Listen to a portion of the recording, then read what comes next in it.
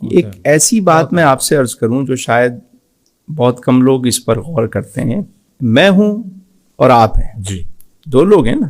اب اگر سارا کھانا پینا میں کھاؤں اور آپ کو میں کچھ نہ دوں تو ہوگا کیا؟ میں تو طاقتور ہو جاؤں گا، آپ کیا ہوں گے؟ کمزور ہو جائیں گے.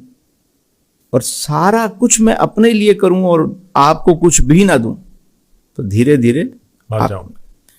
تو جب انسان میں دو چیزیں ہیں، جسم ہے اور روح ہے، تو وہ اگر ساری خوراک اور سب کچھ اگر جسم کے لیے کرے گا تو روح کا کیا بنے گا؟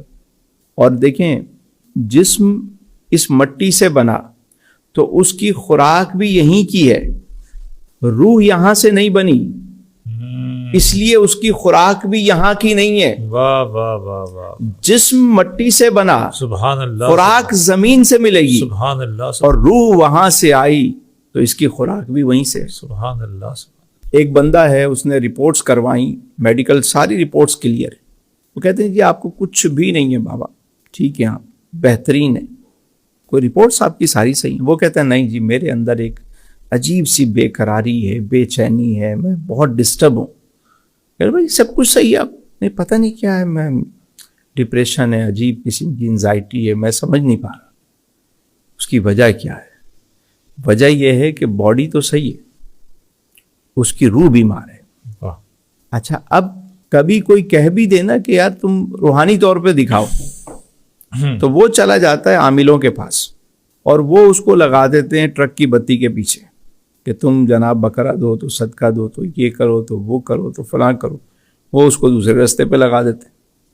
اصل معاملہ یہ ہے کہ روح بیمار ہے اور روح کو خوراک چاہیے، اور اس کی خوراک اللہ کا ذکر ہے. واہ واہ واہ، اس کی خوراک رزق حلال ہے، اس کی خوراک جو ہے وہ معاف کرنا ہے. واہ واہ واہ. روح کی جو خوراک ہے کہ بانٹنا ہے، اللہ کی راہ میں دینے والا بننا ہے. واہ واہ. تو جب روح کی خوراک نہیں ملتی تو روح بیمار ہونا شروع ہو جاتی. اور اس وقت جو سب سے زیادہ اینٹی ڈپریشن چیزیں چل رہی ہیں، اس کی وجہ یہی ہے کہ لوگوں کی روح جو ہے نا وہ بیمار ہے، اس کے لیے کوئی کام نہیں. سر، آپ کے اس اہم نقطے پر میں غور کر رہا ہوں تو میں محسوس کر رہا ہوں کہ ہماری جتنی بھی یہ سسٹم دنیا ہے جس میں ہم رہ رہے ہیں، ہمارا سماج ہے، ہمارا معاشرہ ہے، سارا کا سارا باڈی کے لیے کام کر رہا ہے. ہماری ہر ضرورت، ہمارا پورا بزنس، سب کچھ باڈی کے لیے. روح کے لیے تو ہماری سوسائٹی میں کچھ بھی نہیں ہے ہمارے پاس. تو میں آج اس بات پر غور کر رہا ہوں. اور علی بھائی، آنے والے ٹائم میں آپ دیکھیے گا کہ دنیا میں جو سب سے بڑا مسئلہ اور چیلنج کھڑا ہونے جا رہا ہے نا، اور وہ ہے آپ کا مینٹل سکون. سکون دو طرح کے ہوتے ہیں، جی. اطمینان قلب، ذہنی سکون. قلبی سکون سے تو دنیا پہلے ہی واقف نہیں تھی، بلکہ اچھے بھلے لوگ واقف نہیں ہوتے کہ قلبی اطمینان کیا ہے، اطمینان قلب کیا ہے، نفس مطمئنہ کیا ہے، اس کے بارے میں تو انہیں پتہ ہی نہیں ہوتا. مینٹل جو سکون تھا وہ بھی اب ختم ہو گیا. اللہ.